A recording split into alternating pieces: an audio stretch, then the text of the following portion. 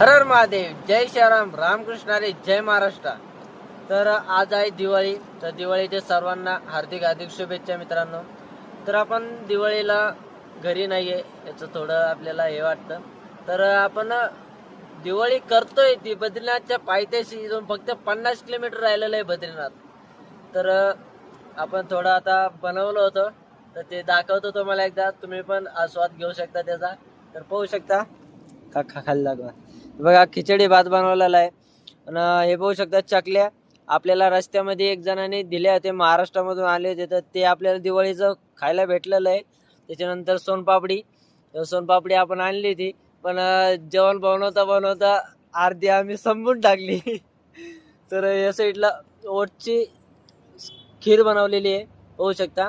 अशा प्रकारे एकदम भारी स्वादिष्ट. आणि ह्या ठिकाणी भजे बनवलेले आहेत. तर भजे पाहू शकता मित्रांनो, एकदम भारी कुरकुरीत झालेले आहेत. बटाट्याचे भजे बनवलेले आहेत.